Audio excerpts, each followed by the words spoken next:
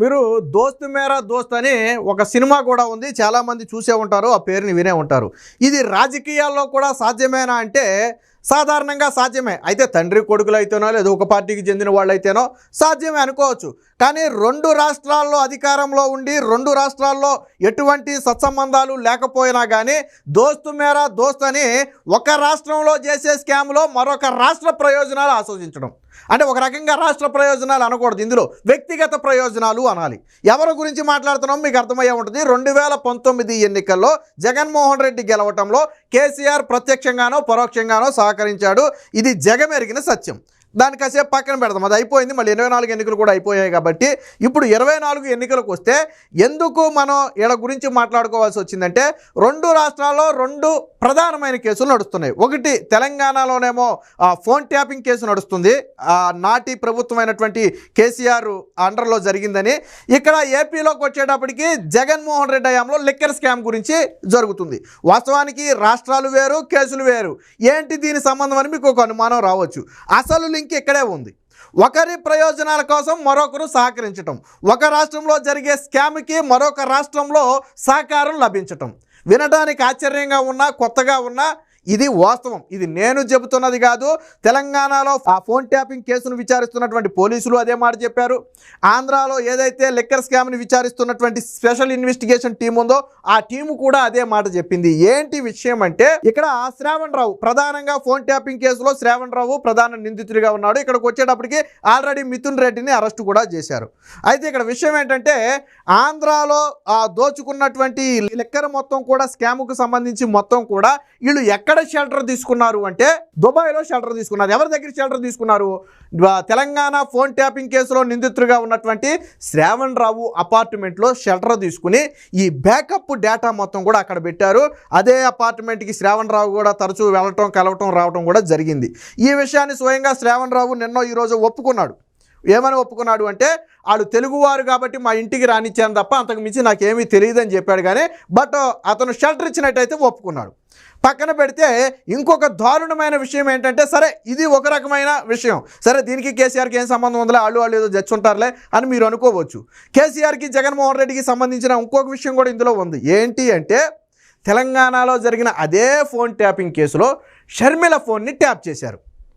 మీరు అనుకోవచ్చు షర్మిల ఫోన్ని తెలంగాణలో ట్యాప్ చేస్తే కేసీఆర్ ట్యాప్ చేసి ఉండొచ్చు, ఆ రాష్ట్రంలో పార్టీ పెట్టింది, కాంగ్రెస్ పగ్గాలు చేపట్టింది కాబట్టి చేసి ఉండొచ్చు అని మీకు ఒక అనుమానం రావచ్చు. ఆ రోజు షర్మిల పార్టీని అసలు కేసీఆర్ లెక్కలోకే తీసుకోలే. ఎందుకంటే అది అంత ప్రభావం చూపే ఆ పార్టీ కాదు. అసలు ఆ రోజు షర్మిల కూడా గెలుస్తుందో లేదో తెలియని పరిస్థితి. కాబట్టి కేసీఆర్ ఏ రోజు లెక్కలోకి తీసుకోలేదు. షర్మిల ఫోను ట్యాప్ చేసి షర్మిల గురించి వివరాలు తెలుసుకోవాల్సినంత అవసరం కేసీఆర్ ప్రభుత్వానికి ఆ రోజు లేదు. మరి ఎవరి గురించి ట్యాప్ చేశారు? ఎవరి గురించి ట్యాప్ చేశారు అంటే జగన్మోహన్ రెడ్డి మెప్పు కోసం ట్యాప్ చేశారు. ఆ రోజు కరెక్ట్గా మీకు ఎందుకు చేశారు అని మీకు ఇంకో అనుమానం రావచ్చు. పోనీ జగన్మోహన్ రెడ్డి చెల్లెల్ని ఎందుకు టార్గెట్ చేశారు, జగన్మోహన్ రెడ్డికి దానివల్ల ఏంటి లాభం అని మీకు అనుమానం రావచ్చు. వివేకానంద రెడ్డి హత్య కేసు చాలా ఉధృతంగా నడుస్తున్నటువంటి సమయం, ఎలక్షన్ సమయంలో. అదే సమయంలో షర్మిల ఇండైరెక్ట్గానే జగన్మోహన్ రెడ్డి పాత్ర ఉందేమో అన్నట్టుగా విమర్శలు చేసింది.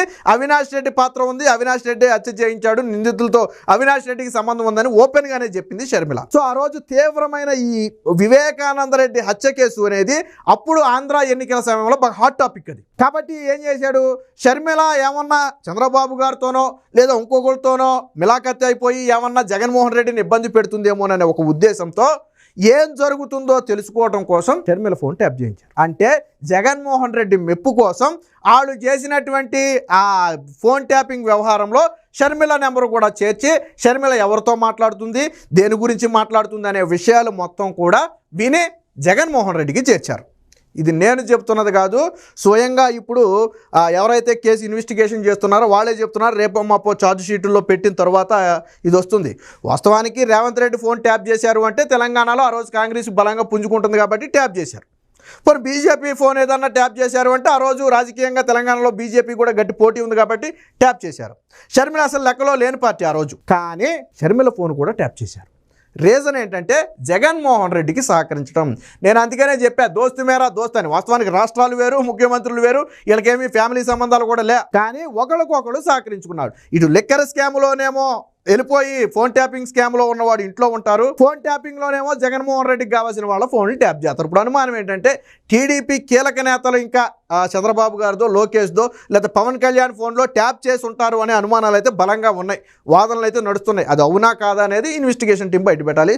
సో దీనికి సంబంధించిన వార్త కూడా ఒకటి వచ్చింది, ఒకసారి చూద్దాం. దోస్త్ మేరా దోస్త్ వైసీపీ బీఆర్ఎస్ అవినాభావ సంబంధం, 2 చోట్ల దర్యాప్తుల్లో బయటపడుతున్న విషయాలు. జగన్ కోసం నాడు షర్మిల ఫోన్ ట్యాపింగ్, మద్యం కేసులో నిందితులకు ట్యాపింగ్ శ్రావణ్ రావు ఆశ్రయం. ట్యాపింగ్ కేసులో ప్రధాన దోషి.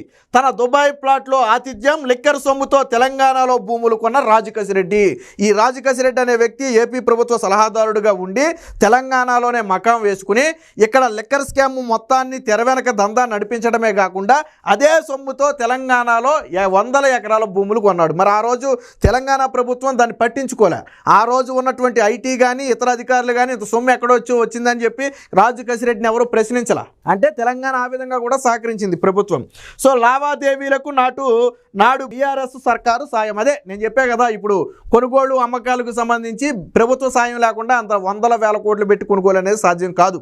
సో అప్పుడేం చేశారు, అంతా లెక్కర సొమ్మని తెలుసు, జగన్మోహన్ రెడ్డి బినామీల సొమ్మని తెలుసు కాబట్టి ఆ రోజు అలాగా సహాయం కూడా చేసుకున్నారు.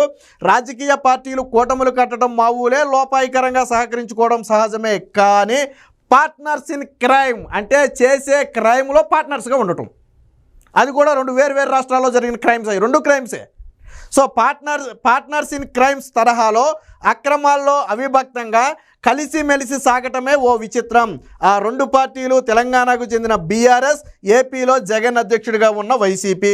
తెలంగాణలో ఫోన్ ట్యాపింగు, ఏపీలో మద్యం స్కామ్పై ఒకే సమయంలో వేరువేరుగా జరుగుతున్న దర్యాప్తులో ఆ 2 పార్టీల మధ్య ఉన్నటువంటి లింకులు బయటపడటం విశేషం అని చెప్పి వార్త వచ్చింది. 2019 ఎన్నికల్లో టీడీపీని ఓడించేందుకు జగన్కు బీఆర్ఎస్ సంపూర్ణంగా సహకరించింది అనేది బహిరంగ సాక్ష్యం. నేను మొదట్లోనే చెప్పి మీకు ఆ మాట. సో ఇక 2018లో తెలంగాణలో బీఆర్ఎస్ మళ్ళీ అధికారంలోకి రావాలని వైసీపీ 1000 దేవాలకు మొక్కుకుంది. లోపాయికరంగా దీంట్లో కూడా ఒకటి ఇది ఉంది. 2018లో బీఆర్ఎస్ అంటే నాడు టీఆర్ఎస్గా ఉంది. టీఆర్ఎస్ పార్టీ గెలిస్తే జగన్మోహన్ రెడ్డికి సహకరిస్తారు అనేది జగన్మోహన్ రెడ్డికి కూడా తెలుసు. సో ఆర్థికంగా పార్టీకి సహాయం చేశాడు అనేది కూడా ఒక వాదన, కాదనలేని సత్యం. అంటే 2018లో టీఆర్ఎస్ పార్టీ గెలవాలి, కేసీఆర్ గెలవాలని అప్పుడు అపోజిషన్లో ఉన్నటువంటి జగన్మోహన్ రెడ్డి ఆర్థికంగా కూడా సహకరించాడు. సో తర్వాత కేసీఆర్ జగన్మోహన్ రెడ్డి గెలుపుకు సహకరించాడు. సో దీనికి సంబంధించిన మరొక వార్త కూడా ఉంది, చూద్దాం. కేసీఆర్ తనకు పెద్దన్న అని జగన్ ఎన్నోసార్లు చెప్పకనే చెప్పారు. వారిద్దరి మధ్య రాజకీయాలకు మించిన బంధం అది కాస్త అక్రమాల్లో సహకరించుకునేదాకా వెళ్ళిందని ఇప్పుడు స్పష్టమవుతుందని చెప్పి చెప్పడం జరిగింది. జగన్ కోసం షర్మిలపై నిఘా. తెలంగాణలో సంచలనం సృష్టించిన ఫోన్ ట్యాపింగ్ వ్యవహారంలో ప్రత్యేక దర్యాప్తు సంస్థ సిట్ విచారణ జరుపుతుంది. బీఆర్ఎస్ హయాంలో వైఎస్ షర్మిల ఫోన్ పైన నిఘా పెట్టినట్టుగా ఇప్పటికే స్పష్టమైంది. అప్పటికే సోదరుడు జగన్తో షర్మిలకు ఆస్తి విభేదాలు తలెత్తాయి. ఈ నేపథ్యంలోనే ఆమె ఎవరితో మాట్లాడుతున్నారు, ఏం మాట్లాడుతున్నారో తెలుసుకునేందుకు జగన్ కోరిక మేరకే నాటి బీఆర్ఎస్ ప్రభుత్వం షర్మిల ఫోన్ ట్యాప్ చేసినట్లుగా భావిస్తున్నారు. నాడు షర్మిల తెలంగాణలో పార్టీ పెట్టింది కాబట్టి ఆ వివరాలు లాగేందుకు వాళ్ళు ట్యాప్ చేసి ఉండొచ్చు అని ఆ వైసీపీ ఇప్పుడు ముసలి కన్నీరు కారుస్తుంది. కానీ అసలు కేసీఆర్ అసలు పార్టీనే లెక్కలోకి తీసుకోరా. కాంగ్రెస్ పైన ఆయన ప్రధానంగా గురిపెట్టాడు. కొందరు మీడియా ప్రముఖుల పైన నిఘా వేశారు. వెరసి కేవలం జగన్ కోసమే షర్మిల ఫోన్ను ట్యాప్ చేశారు అనటంలో ఎటువంటి సందేహం లేదు. ఇకపోతే మద్యంలో ట్యాప్ లింకులు అంటే మనం చెప్పుకుంది, తెలంగాణలో నమోదైనటువంటి ఫోన్ ట్యాపింగ్ కేసులో నిందితుడైనటువంటి శ్రావణ్ రావు బీఆర్ఎస్ పెద్దలకు సన్నిహితుడు. ట్యాపింగ్కు అవసరమైన సాంకేతిక పరికరాలన్నీ శ్రావణ్ రావే కొన్నాడు. ఆయన ప్రస్తుతానికి ఇతర దేశాల నుంచి తీసుకొచ్చి విచారణ కూడా చేస్తున్నారు. ఈ క్రమంలోనే ఆయన కూడా ట్యాపింగ్ కేసులో నిందితుడిగా చేశారు. విచిత్రం ఏంటంటే ఇదే శ్రావణ్ రావు ఏపీలో మద్యం స్కామ్ నిందితులకు దుబాయ్లో తన ప్లాట్లో ఆశ్రయం ఇచ్చాడు. నెలకు సుమారు 5 లక్షల అద్దె వదులుకుని మరి ఆ రోజు శ్రావణ్ రావు ఏపీలో లిక్కర్ స్కామ్ నిందితులకు ఆశ్రమిస్తే వాళ్ళు బ్యాకప్ డేటా మొత్తాన్ని కూడా అక్కడ నుంచి నడిపారు. ఇప్పుడు అర్థమైందా ఇద్దరి మధ్య అవినాభావ సంబంధం ఎలా ఉందో? 2 రాష్ట్రాల్లో అధికారంలో ఉండి ఒక రాష్ట్రంలో రాజకీయ ప్రయోజనాల కోసం మరొక రాష్ట్రంలో జరిగే స్కాముల్లో వాళ్ళు పాలు పంచుకోవటం. ఇది నాడు 2 తెలుగు రాష్ట్రాల్లో ఉన్నటువంటి ప్రభుత్వాలు చేసినటువంటి ఘనకార్యం. గతంలో చరిత్రలో సాధారణంగా ఏదైనా ఒక రాష్ట్రంలో ఒక పార్టీ గెలవాలంటే మరో రాష్ట్రం పరోక్షంగా ఎంతో కొంత సహాయ సహకారాలు అందించిన మాట ఘనత చరిత్రలో ఉన్నాయేమో, కానీ ఈ రకమైన సహాయ సహకారాలు అందించినట్టుగా ఎక్కడా అంత దారుణంగా 2 తెలుగు రాష్ట్రాల్లో కూడా విచ్చలవిడిగా అధికారాన్ని దుర్వినియోగం చేశారు అనడానికి ఇదే ఒక ఉదాహరణ.